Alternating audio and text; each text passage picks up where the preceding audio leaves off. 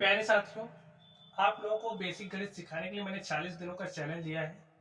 इसमें मैंने आपसे कहा है कि आपको कक्षा 1 से लेकर के आप जहां तक सोच सकते हो वहां तक गणित सिखाना है, क्योंकि गणित में मेरे को करना क्या है, आपको जीरो से हीरो बनाना है। तो ये आज हमारा तीसरा दिन है, ठीक है। ये जो तीसरा दिन है स्टूडेंट, अगर आप लोगों ने इससे पहले की क्लासेस नहीं देखी है तो चैनल के प्लेलिस्ट में जाना है आपको, ज्ञान वृद्धि सीरीज, वहां पर आपको सारे लेक्चर्स मिल जाएंगे। तो आज का ये जो हमारा तीसरा दिन है इसमें हम लोग भिन्नों का काटना पढ़ने वाले हैं और एक एक नियम पढ़ेंगे पार्ट में। 3 टॉपिक्स को आज की क्लास में हम लोग समाप्त करने वाले, ठीक है। तो चलिए सबसे पहले हम लोग भिन्नों का काटना सीखते हैं स्टूडेंट्स। तो भिन्न के बारे में थोड़ी सी जानकारी आप प्राप्त कर लीजिए। क्यों, देखिए ये जो जानकारी मैं बताने चाह रहा हूँ पहली क्लास में मैंने आपको सिखाया है, थोड़ा सा आप ध्यान दे लो। अगर आपके पास कोई संख्या इस तरीके से लिखी गई है ए अपॉन बी, आपकी क्या करेंगे भिन्न। तो शर्त क्या है कि जो आपका बी है, बी का मान 0 नहीं होना चाहिए। ए को अंश कहते हैं और बी को क्या कहते हैं, हर कहते हैं। इतनी जानकारी आपके पास है। अब देखिए भिन्नों का काटना पढ़ने वाले हैं तो स्टूडेंट एक बात आप समझ सकते हैं, जैसे भाई मैंने बता दिया है बात, ठीक है। भिन्नों के अंश और हर में आप किसी समान संख्या से गुणा कर सकते हो, बात आपको पता है। ठीक इसी प्रकार भिन्नों के अंश और हर में आप किसी समान संख्या से भाग दे सकते हैं। कि जो किसी समान संख्या से भाग दे सकते हैं ना, इसी का इस्तेमाल करके हम लोग भिन्नों को काटते हैं। बस इतनी जानकारी आपके पास होनी चाहिए। चलिए अब ध्यान से देखिए, हमारे पास भिन्न है 84/24 और हमें इसे कह रहा कि सरल करना। आपसे क्वेश्चन ऐसे पूछा जाएगा, भिन्नों को सरल कीजिए। सरल करने का मतलब है, जैसे अगर आपके पास कोई भिन्न इस तरीके से लिखी गई है तो आप अंश और हर का, या ऐसा कह सकते हो अंश और हर में 1 के अतिरिक्त कुछ भी वैनिश ना हो, या फिर ऐसे कह सकते हो कि अंश और हर का जो मासा है वो सिर्फ और सिर्फ एक हो। ठीक, चलिए अब इसको कह रहा हूं मैं, सरल करिए। ये जो भिन्न दिख रहे हैं इनको सरल करिए। तो सरल करने का मतलब समझिए क्या करना है कि भिन्नों को इस हद तक काट देना है कि अंश और हर का जो मासा है वो सिर्फ और सिर्फ एक हो। तो चलिए काटते हैं। देखिए स्टूडेंट्स, अब काटने के लिए आपको विभाज्यता का नियम आना चाहिए, और इसके पहली वाली जो क्लास है उसमें मैंने विभाज्यता का नियम आपको सिखा दिया, ठीक है। अब हमको देखते ही समझ में आ रहा है कि ये जो हमारी ऊपर वाली संख्या है, यानी कि जो अंश है वो 2 से कट रहा है, और नीचे वाले को देखते ही ये भी समझ में आ रहा है नीचे वाला भी 2 से कट रहा है। और हम रूल जानते हैं कि अगर कोई भिन्न है उसके अंश और हर को समान संख्या से भाग दे सकते हैं। तो जो समान संख्या से भाग दे सकते हैं ना, कैसे पता चलेगा, विभाज्यता के नियम से। हमें पता चल गया ए भी 2 से कट रहा है, ए भी 2 से कट रहा है, इसलिए हम 2 से काट दिया। 2 से काटने का मतलब आप इसमें 2 से भाग दे दो। 2 1 के 2, 2 दूनी 4, इसको 2 से भाग दो। देखिए 2 चौके 8, 2 दूनी 4। अभी भी ए भी 2 से कट रहा है, ए भी 2 से कट रहा है, और काट सकते, काट दिया। 2 छंगे 12, 2 दूनी 4 और 2 1 के 2, हमारे पास आ गया 21/6। अभी हमें संतुष्टि नहीं मिली क्योंकि स्टूडेंट्स हमें और कुछ दिख रहा है। आपने 3 से विभाज्यता का नियम अगर ध्यान से सीखा हो तो देखिए क्या कह रहा था 3 से विभाज्यता का नियम, संख्या के अंकों का योग 3 से कटना चाहिए। तो अंकों का योग निकालिए, देखिए 2 1 3, 3 आया ना, 3 3 से कट रहा है, 6 भी 3 से कट रहा है, यानी कि अभी भी संख्या वाली 3 से कट रही है। तो अंश और हर, अंश भी 3 से कट रहा है, हर भी 3 से कट रहा है, इसलिए हम काट सकते हैं। तो काट दीजिए। 3 7 21, 3 2 6। अब आप देख के बता दो किससे कट रहा है। 7 और 2 का जब आप मासा निकालोगे तो आपको 1 मिलेगा, यानी कि ये जो आपकी भिन्न थी ये सरल हो चुकी है, ठीक है। चलिए आगे चलते हैं। इस पर देखिए मैंने क्या कहा, समान संख्या से अंश और हर में भाग दे सकते हो। तो समान संख्या क्या होगी, उसके लिए विभाज्यता का नियम पता होना चाहिए। अब स्टूडेंट ए भी 2 से कट रहा है, ए भी 2 से कट रहा है, हमें 2 से कटता हुआ दिख रहा है, हम 2 से काट सकते हैं। लेकिन देखिए अगर बार बार छोटी संख्याओं से काटोगे तो बहुत लंबा काम करना पड़ेगा। और आगे सोचो, 3 से नहीं कट रहा, 4 के बारे में सोच लो। 4 से विभाज्यता का नियम क्या कहता है कि लास्ट के 2 अंक 4 से विभाज्य होने चाहिए। लास्ट का 2 अंक को देखिए 12 हो गया, 64 कट रहा है, काट दो 4 से।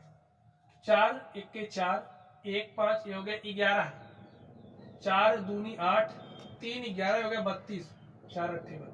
4 से 512 में हमने भाग ही दिया है, और भाग देने के बाद जो है उसको यहाँ लिख दिया है। 4 से भाई ऊपर आपने भाग दिया तो नीचे भी देना पड़ेगा, दे दो। देखिए 4 के 4 2 6, ये हो गया 24, 4 छंगे 24 कट गया। अभी भी हमें 4 से कटता हुआ दिख रहा। देखिए लास्ट के 2 अंक ले लो, 4 7 28 कट रहा है, लास्ट के 2 अंक ले लो, 4 चौके 16 कट रहा है, यानी कि भी 4 से आप और काट सकते हो, काट दीजिए। 4 3 12, 4 2 8, 4 चौके 16, अभी भी 4 से कट रहा। देखिए 4 1 के 4, 4 8 32, 512 को आपने 64 से काटा तो आपके पास क्या आ गया 8, ये आपका आंसर हो गया।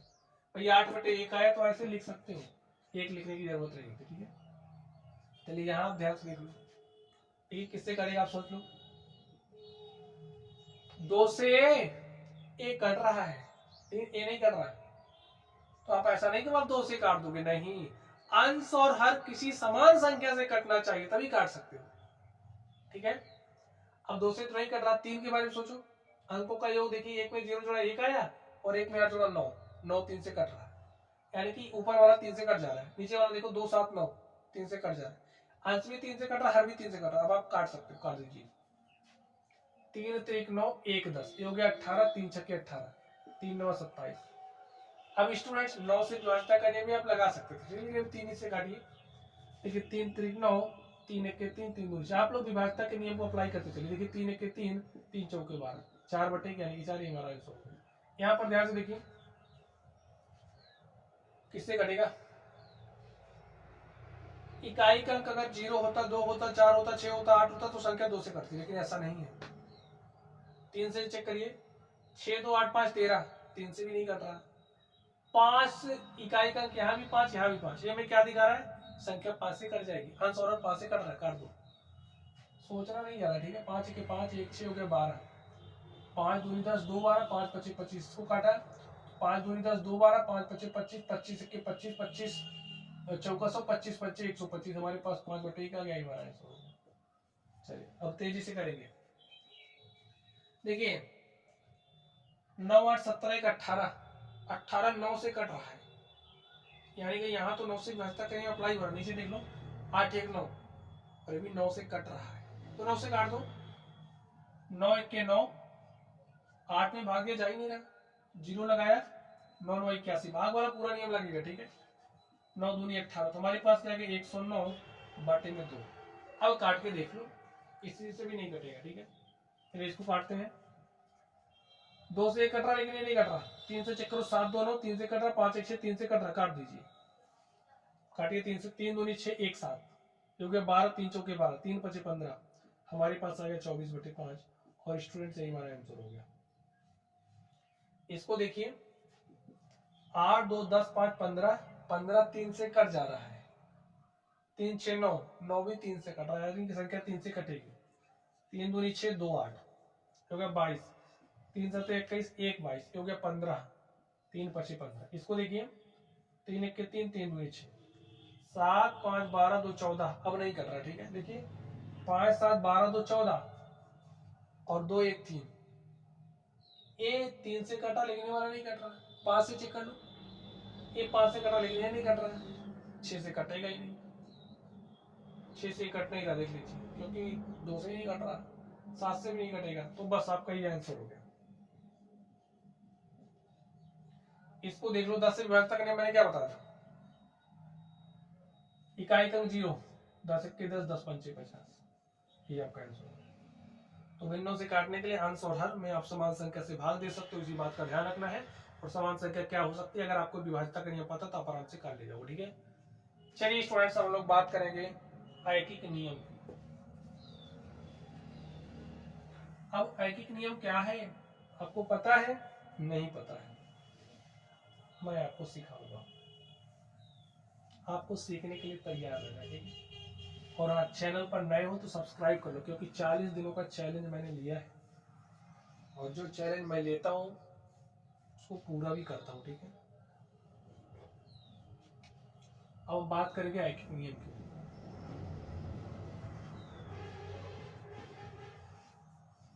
अब स्टूडेंट ऐकिक नियम क्या है समझिए। जैसे चलिए, मैंने आपसे कहा कि यहाँ पर ये जो पेन मेरे पास है, कितनी पेन है भाई, 3 दिख रही है आपको, 3 ही है। ठीक है, मैंने कहा ये जो 3 पेन है, इन 3 पेनों की जो कीमत है वो 45 रुपए है। कितनी है, 45 रुपए। 3 पेन की कीमत 45 रुपए, इस बात को लिख लो नहीं तो भूल सकते हो। जो हमारी 3 पेन है उसकी जो प्राइस है 45 रुपया है। ठीक ऐसे ही हमें 40 कलमों का मूल्य चाहिए। 40 पेन कितने का आएगा आपको बताना है। अब बताइए कैसे बताओगे। 3 पेन का देकर के 40 का पूछ रहा है, बहुत चालाक बन रहा है। ठीक है भाई, यहाँ पर आपको मैथमेटिक्स अप्लाई करनी है, एक एक नियम रहेगा। आप कहोगे देखिए 3 पेन का मूल्य दिया है कितना, 45 रुपए, और आपसे 40 का पूछा जा रहा है। बगैर एक पेन की कीमत निकाले आप 40 का नहीं निकाल सकते। एक का अगर आपने निकाल लिया, चाहे 40 का निकालो चाहे 40,000 का निकालो, आप यू निकाल पाओगे। तो बस यही हमारा एक एक नियम है, एक की जरूरत पड़ रही है। तो उस एक पेन का कीमत आप कैसे निकालोगे, चलिए मैं बता रहा हूँ। देखिए आपको दिया क्या है, एक एक नियम अप्लाई करना मैं आपको सिखा रहा हूँ, आप ध्यान से सीखना है। देखिए 3 पेन की कीमत क्या है, 45 रुपया, ये तो हमें दिया है। और इसे आप लिख क्या सकते हो भाई, 1 गुणे 3 लिख सकते हो ना। 1 गुणे 3 करोगे 3 ही आएगा। तो बस बात वही है, 3 पेन की कीमत 45 रुपये। ये जो 3 यहाँ गुणे के साथ है, इधर भेज दो, भाग के साथ आ जाएगा। तो बचा क्या, 1 पेन की कीमत, 3 यहाँ गुणे के साथ है, यहाँ का भाग के साथ। तो 45 बटे में 3 रुपया। 3 एक के 3, देखिए भिन्नों का काटना, 3 से 45 काट दो तो 15 आया। स्टूडेंट सारे टॉपिक्स आपको एक क्रम में मिलेंगे, ठीक है, आपको चिंतित नहीं होना है, सब कुछ सीखने को मिलेगा। एक पेन की कीमत, देखिए हमें एक पेन की कीमत मिल गई 15 रुपया। एक पेन 15 रुपया का, 2 पेन 30 रुपया का, 3 पेन 45 रुपया का, 4 पेन 60 रुपया का, 40 पेन कितने का, कैसे निकाल रहे हो आप, पूरा करके ना, बस निकाल दो। देखिए इसलिए हमें कितने का चाहिए, 40 पेन का कीमत, इसलिए 40। देखिए एक काम करिए, 40 का निकालना है ना, दोनों तरफ 40 से गुणा कर दो, इसी के दोनों तरफ 40 से गुणा करो, देखिए क्या मिलेगा। 40 गुणे 1 करोगे ना, 40 गुणे 1 पेन की कीमत, तो 40 गुणे 1 पेन की कीमत क्या है, 15 रुपया। लैंग्वेज को समझ लो, 40 गुणे 40 का गुणा कर देंगे 1 पेन की कीमत से, 40 का गुणा के 1 पेन की कीमत कितना है, 15 रुपया, तो 15 से गुणा कर दो। 15 शून्य शून्य, 15 चौके 60, 600 रुपया आ गया। 40 गुणे 1 किया तो 40 पेन आ गया। 40 पेन की कीमत देखिए क्या आ गई, 600 रुपया। ऐसे आप आराम से निकाल सकते हैं, ठीक है। चलिए अगले क्वेश्चन पर चलते हैं।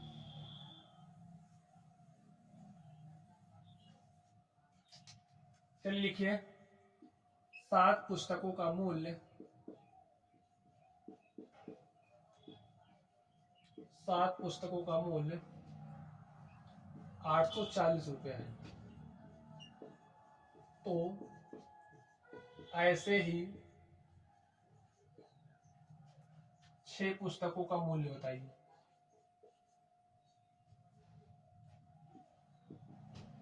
ऐसे ही 6 पुस्तकों का मूल्य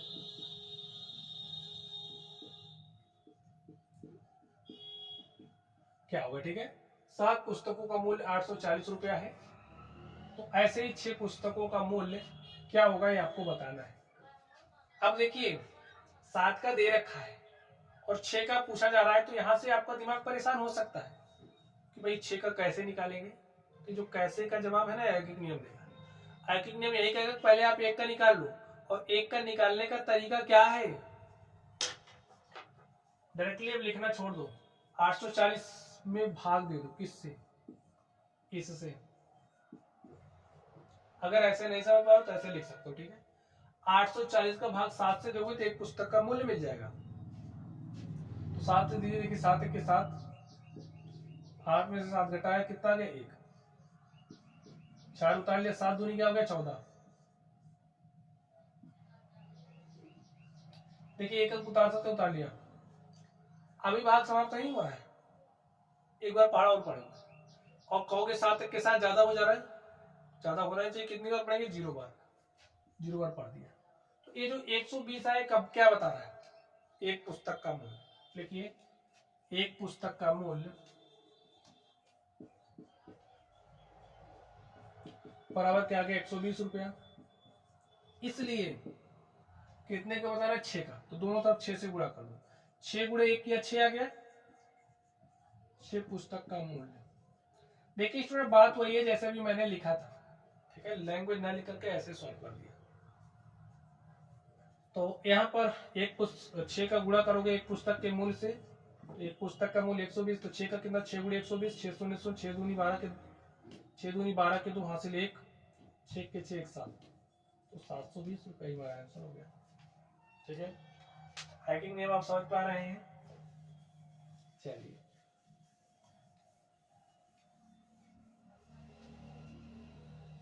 आगे बात करते हैं। क्वेश्चन नंबर कुछ भी हो आपको सीखना है। चलिए मैं बात कर रहा हूं 5 किलोग्राम जो सेब है, 5 किलोग्राम सेब का मूल्य क्या है 400 रुपए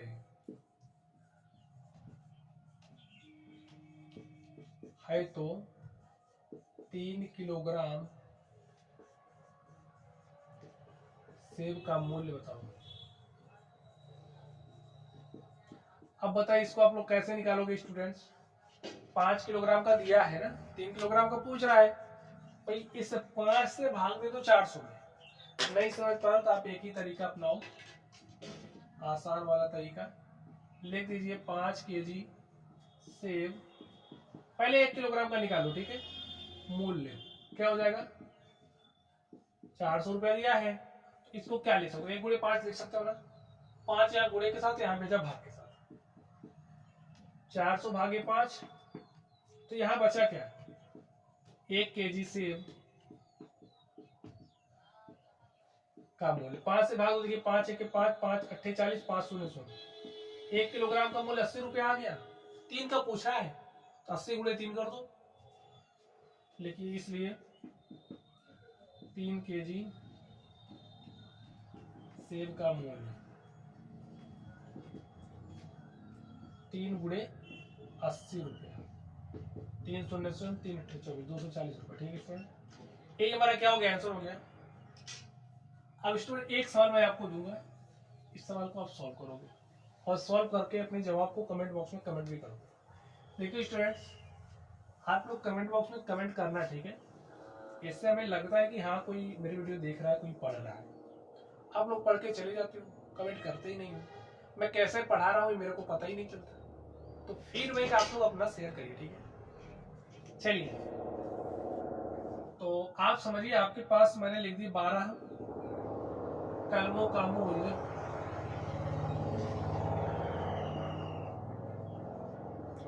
108 रुपया है, तो ऐसे ही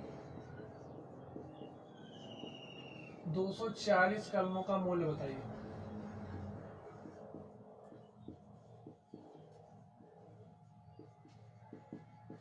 आपको ऐसे ही 240 कलमों का मूल्य बताना है, आपके लिए क्वेश्चन है, ठीक है। समझ गए आप लोग, तो इस सवाल को आप लोग सॉल्व करोगे, ठीक है। एक एक नियम स्टूडेंट मैंने आपको सिखा दिया है। अब हम बात करेंगे बाट माप की, ठीक है।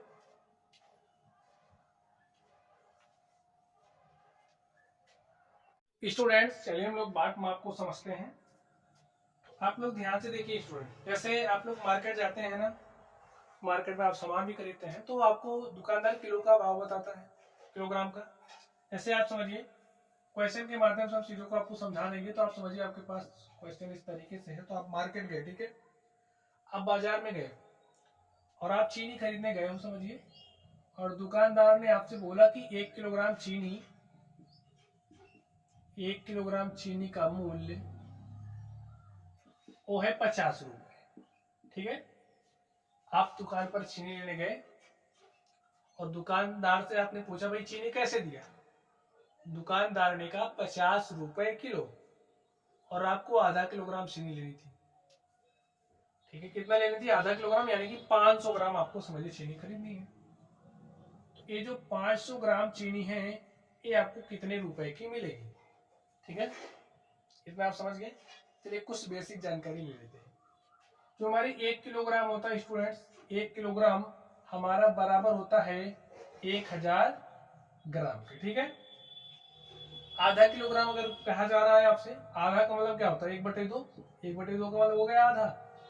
आधा किलोग्राम हमारा बराबर हो जाएगा 500 ग्राम, यानी कि आपने इसका आधा कर दिया। आधा किलोग्राम मतलब 500 ग्राम, ठीक है। चलिए इतनी बात आप समझ गए। अब देखिए आपसे कह रहा है कि 500 ग्राम का मूल्य क्या होगा। लिखिए स्टूडेंट सॉल्यूशन। 1 किलोग्राम के जो मूल्य है, चलिए आधा किलोग्राम का मूल्य निकालना है। लिखिए आधा किलोग्राम या फिर केजी, केजी का मतलब किलोग्राम होता है, हाफ केजी चीनी का मूल्य आपको निकालना है ना। जो 1 किलोग्राम का मूल्य है, जो 1 किलोग्राम चीनी का मूल्य है, 1 किलोग्राम चीनी का जो मूल्य है उसको भाग दे दोगे 2 से, तो आपको आधा किलोग्राम का मूल्य मिल जाएगा। 1 किलोग्राम का देखिए कितना है 50 का भाग दोगे 2 से तो आपको कितना मिलेगा, देखिए 25। तो जो स्टूडेंट्स आधा किलोग्राम चीनी है उसका मूल्य आपके पास क्या आ गया,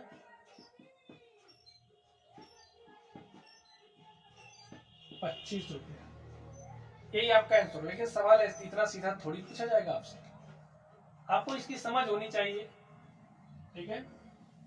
जैसे आप हर सामान 1 किलोग्राम खरीदते नहीं हो, मार्केट में गए आपको समझिए मिर्ची खरीदनी है, मिर्ची, अब दुकानदार ने बता दिया भाई मिर्ची आपकी है 160 रुपए किलो, आप मिर्ची 100 ग्राम खरीदोगे, 50 ग्राम खरीदोगे, तो उस 50 ग्राम का मूल्य कैसे निकालोगे, 100 ग्राम का मूल्य कैसे निकालोगे, 200 ग्राम का मूल्य कैसे निकालोगे, 700 ग्राम का मूल्य कैसे निकालोगे, ये सब मैं आपको सिखाने चल रहा हूँ, ठीक है। अब आप लोग ध्यान से देखना। चलिए क्वेश्चन लिख लीजिए। आप समझिए आपको 1 किलोग्राम जो मिर्ची है, लिखिए 1 किलोग्राम मिर्ची का जो मूल्य है दुकानदार ने आपसे कह दिया 160 रुपए का है 1 किलोग्राम। आपको चाहिए कितना, 100 ग्राम समझिए खरीदना। जो 100 ग्राम मिर्ची है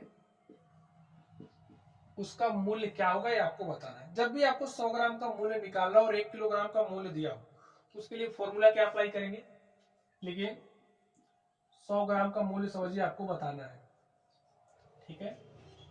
और आपको 1 किलोग्राम का मूल्य दिया है, ध्यान से समझो 1 किलोग्राम का मूल्य दिया है, तो 1 केजी का जो मूल्य है उसमें आप 10 से भाग दे देना। 1 किलोग्राम के मूल्य में जब 10 से भाग दोगे तो आपको 100 ग्राम का मूल्य मिल जाएगा। अब जैसे यहाँ पर आपको 1 किलोग्राम मिर्ची का मूल्य दिया 160 रुपए और 100 ग्राम का आपसे पूछा जा रहा है। लिखिए लिखिए 100 ग्राम मिर्ची का मूल्य क्या हो जाएगा, 1 किलोग्राम का मूल्य, 1 किलोग्राम का मूल्य 160 और 160 में भाग किससे दोगे, 10 से। 10 से भाग दिया, आपके पास क्या गया 16 रुपया। ये आपका आंसर हो गया। अगर यही आपसे पूछ लेता आप 700 ग्राम मिर्ची का मूल्य बताओ, 700 ग्राम का मूल्य क्या होगा। देखिए कुछ अब कठिन नहीं है आपके लिए, आपने 100 ग्राम का निकाल लिया 16 रुपए, कितने यहाँ भी लगा दो, 100 ग्राम का मूल्य मिल गया ना। 700 ग्राम का चाहिए, चलिए यहाँ लिख दो, जैसे लिखा उसी भाषा में आपको समझा दूं। 100 ग्राम मिर्ची का मूल्य क्या आ गया, 16 रुपया। 700 ग्राम का चाहिए, इस 100 को 700 बनाने के लिए क्या करो, 7 से, तो 7 से दोनों तरफ गुणा कर दो। लिखिए इसलिए 700 ग्राम कैसे आ गया, 100 का गुणा 7 से किया। लिखिए 700 ग्राम मिर्ची का मूल्य क्या हो जाएगा, 16 गुणे 7 और 16 सत्ते 112 रुपया। यही आपका आंसर हो गया। ऐसे ही सॉल्व करना है, ठीक है। चलिए अभी जैसे आपसे 400 ग्राम का पूछ लेता तो 100 को 400 कैसे बनाते, 4 से गुणा करके, इस 16 का गुणा 4 से कर देते, 16 चौका 64 रुपया। 100 ग्राम का मिल गया तो 100 ग्राम को आप बेस पॉइंट बना लो अपना, इसी से हम अपने हिसाब की बात कर सकेंगे, ठीक है। चलिए भी और सवाल करेंगे तो आपको चीजें और बेहतर तरीके से समझ में आएंगी। 100 ग्राम का मूल्य निकालना आपको आना चाहिए। अगर 100 ग्राम का मूल्य निकालना आप जान गए तो आप 50 ग्राम का भी निकाल सकते हैं, 25 ग्राम का भी निकाल सकते हैं, जितनी मर्जी उतना निकाल सकते हैं, ठीक है। चलिए क्वेश्चन हम आपसे पूछ रहे हैं। हमारे पास समझिए जो जीरा है, जीरा जानते हो ना, जीरा खाने वाला।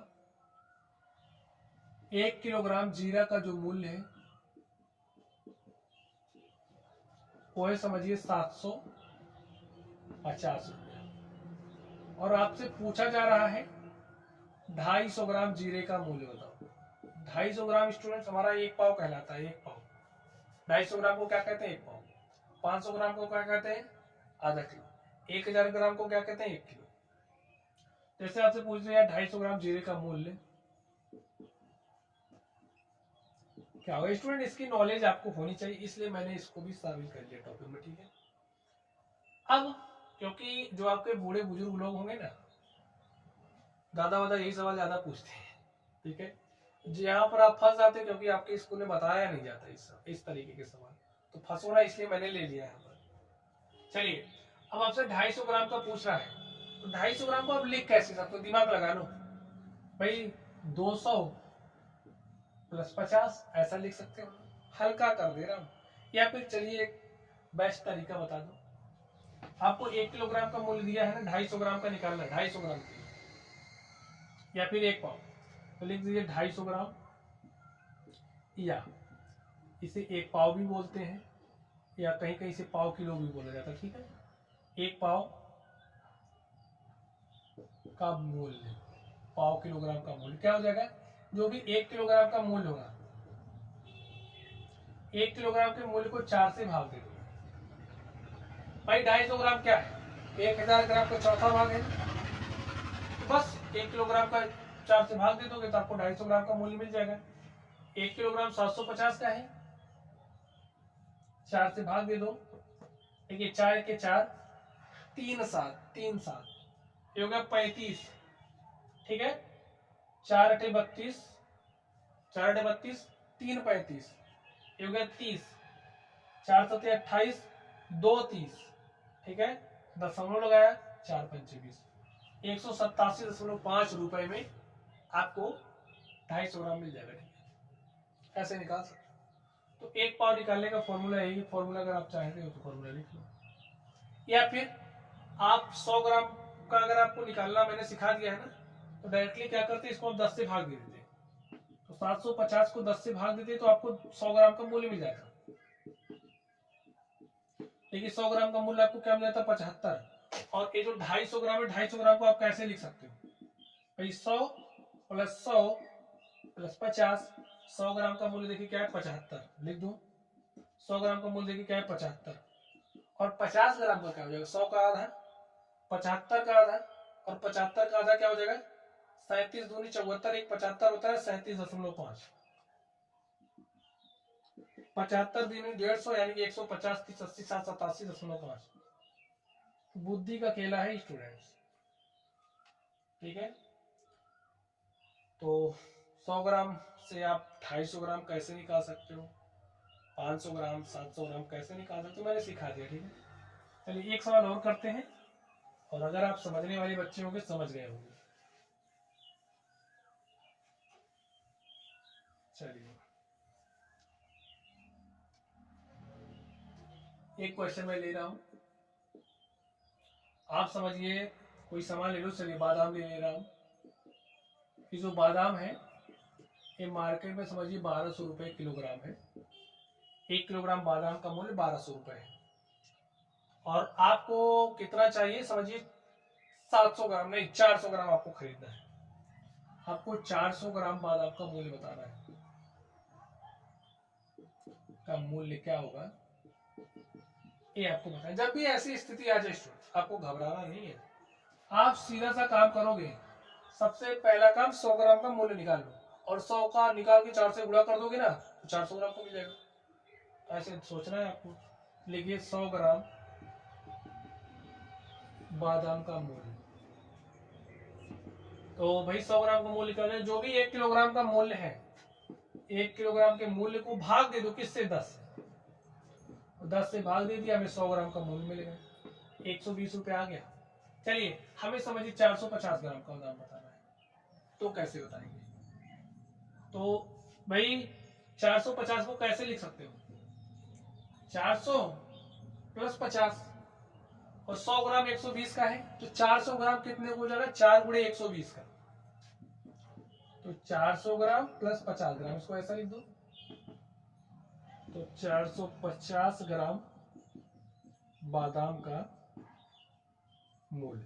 अब 400 ग्राम का कैसे निकालोगे, 100 ग्राम का पता चलेगा ना, 4 से गुणा कर दो, तो 100 ग्राम का मूल्य 120 है, 120 का गुणा 4 से, 120 गुणे 4 12 चौके 48, 480 रुपये, प्लस 50 ग्राम का निकालना है भाई, 100 ग्राम का आधा कितना होता है 50 ग्राम, तो 120 का आधा कितना हो जाएगा 60, लिख दो।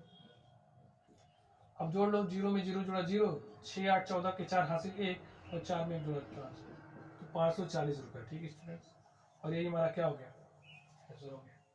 तो ऐसे ही आप लोग दिमाग लगा करके बात माप के सवालों को भी सॉल्व कर सकते हो। ठीक है, तो पहले साथियों ये जो हमारा तीसरे दिन का काम था ना, हमने समाप्त कर दिया। आगे आप लोग और टॉपिक्स पढ़ने के लिए अगर नए हो तो चैनल को सब्सक्राइब कर लो, क्योंकि 40 दिन का काम मैंने लिया है और टारगेट वही है कि जीरो से हीरो आपको गणित पे बना देगा। चलिए आप लोग पढ़ते रहिए। Thank you.